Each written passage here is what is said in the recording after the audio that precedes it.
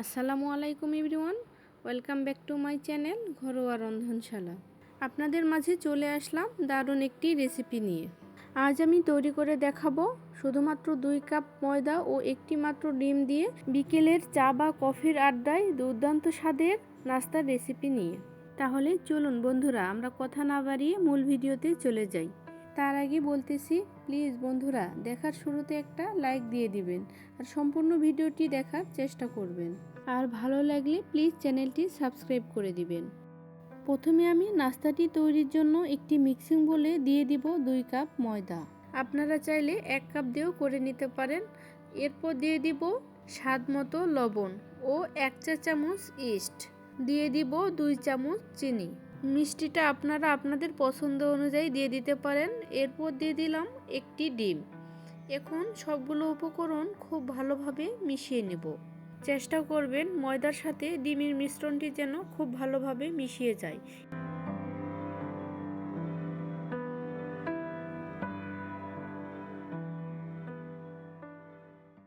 আমার মেশানো হয়ে গিয়েছে। এখন আমি এর মধ্যে অ্যাড করে দেব গরম দুধ। আর দুধটা অবশ্যই গরম হতে হবে। আর আপনারা চাইলে এখানে দুধের পরিবর্তেও পানিও দিতে পারেন, তবে দুধটা দিলে এটির টেস্ট অনেক দ্বিগুণ বেড়ে যায়। বন্ধুরা, ইস্টের তৈরি যে কোনো নাস্তায় আপনারা গরম দুধ বা গরম পানি দেওয়ার চেষ্টা করবেন, তাহলে দেখবেন নাস্তাটি অনেক ফুলবে এবং অনেক নরম হবে। এরপর দিয়ে দিলাম 2 টেবিল চামচ সয়াবিন তেল। এখন তেলটা দিয়ে খুব ভালোভাবে মেখে নেব। মেখে একটি সফট ডো তৈরি করে নেব। ডোটা বেশি শক্তও হবে না, বেশি নরমও হবে না। আমি যখন তৈরি করে নিচ্ছি তখন আপনারা লক্ষ্য করলে বুঝতে পারবেন আমি কিভাবে ডোটা তৈরি করে নিলাম।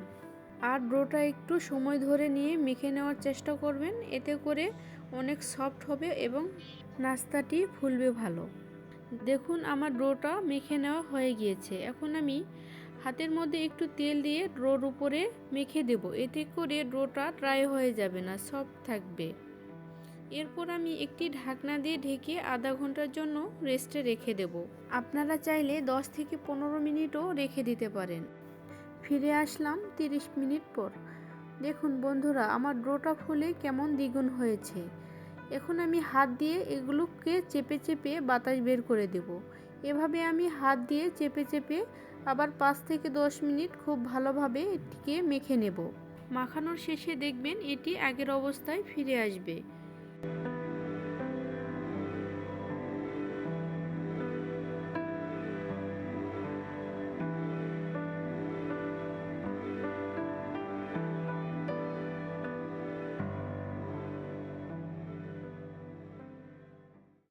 ভালোভাবে মাখানো হয়ে গিয়েছে। এখন আমি একটি বোর্ডের উপর উঠিয়ে নেব।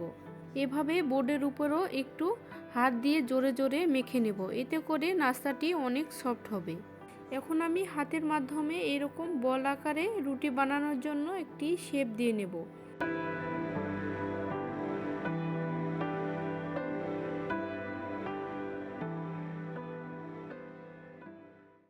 এখন আমি ডোটাকে বোর্ডের উপর রেখে একটু চারপাশে ময়দা দিয়ে দিলাম, এতে করে ডোটা বোর্ডের সাথে লেগে যাওয়ার সম্ভাবনা থাকবে না। এখন আমি একটু গোল শেপ দিয়ে এখন বেলুন দিয়ে একটু রুটির আকারে শেপ দিয়ে নেব। আপনারা চাইলে হাত দিয়েও এই কাজটি করে নিতে পারেন। যেহেতু এটি রুটির থেকে অনেকটা পরিমাণ মোটা থাকবে, তাই এটি হাত দিয়েও চেপে চেপে করে নেওয়া সম্ভব। দেখুন হাত দিয়ে করলে এভাবে আপনারা চেপে চেপে করার চেষ্টা করবেন।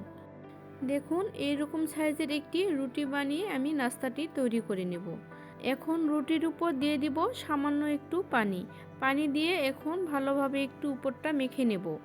এখন রুটির উপর দিয়ে দিব সাদা তিল। পানিটা দেওয়ার অবশ্যই আপনারা চেষ্টা করবেন, তাহলে তিল দিলে তিলটা খুব ভালোভাবে রুটির সাথে মিশে যাবে। এভাবে আমি হাত দিয়ে চেপে চেপে খুব ভালোভাবে রুটির উপর তিলটা মেখে নেব। আপনারা চাইলে তিলটা নাও দিতে পারেন, তবে তিল দিলে এই নাস্তাটির স্বাদ অনেক গুণ বেড়ে যায়।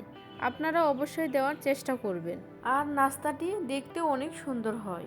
এখন একটা বেলনা দিয়ে বেলে নিব, যাতে করে ময়দার সাথে তিলগুলো খুব ভালোভাবে মিশে যায়, না হলে নাস্তাটি ভাজানোর সময় তিলগুলো ছেড়ে যাওয়ার সম্ভাবনা থাকে।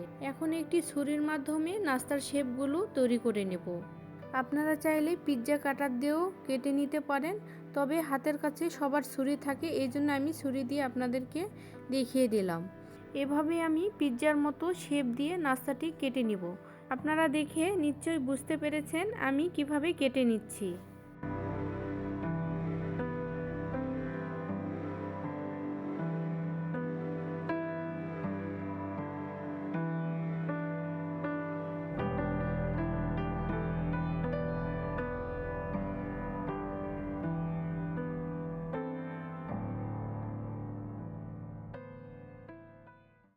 এভাবে আমি সবগুলো নাস্তা কেটে নিয়েছি।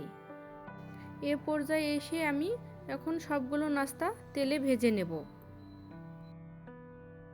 এদিকে একটি প্যানে আমি পর্যাপ্ত পরিমাণে তেল দিয়ে তেলটা গরম করে নিয়েছি। এখন আমি সম্পূর্ণ নাস্তাগুলো দিয়ে দিব। আর বন্ধুরা, এ পর্যায়ে এসে চুলার হিটটা অবশ্যই আপনারা মিডিয়াম হিটে রাখার চেষ্টা করবেন, নাছাড়া নাস্তাগুলো উপর থেকে হয়ে যাবে, ভিতরে কাঁচাই রয়ে যাবে। এই জন্য অবশ্যই মিডিয়াম হিটে নাস্তাগুলো ভেজে নিতে হবে। দেখুন আমি এক এক করে সবগুলো নাস্তা দিয়ে দিলাম। এভাবে এখন উল্টিয়ে পাল্টিয়ে আমি সবগুলো নাস্তা ভেজে নেব। এভাবে একটি চামচের মাধ্যমে খুব আলতোভাবে ঘুরিয়ে ঘুরিয়ে এভাবে নাস্তাগুলো ভেজে নেওয়ার চেষ্টা করবেন, না হলে ভেঙে যাওয়ার সম্ভাবনা থাকবে। আমি কিভাবে করে নিচ্ছি আপনারা দেখে নিশ্চয়ই বুঝতে পেরেছেন।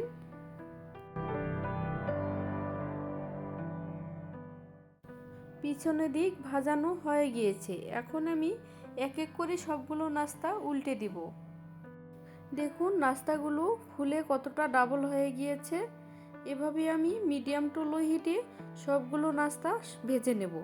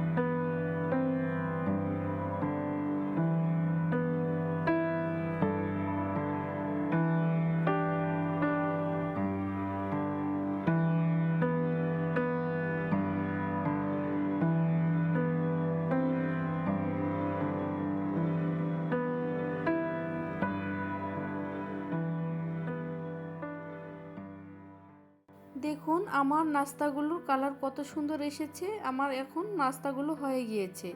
এখন আমি সবগুলো নাস্তা উঠিয়ে নেব। সবগুলো নাস্তা উঠিয়ে নিয়ে সার্ভ করে আপনাদেরকে দেখিয়ে দিচ্ছি। দেখবেন নাস্তাগুলো কতটা সুন্দর হয়েছে।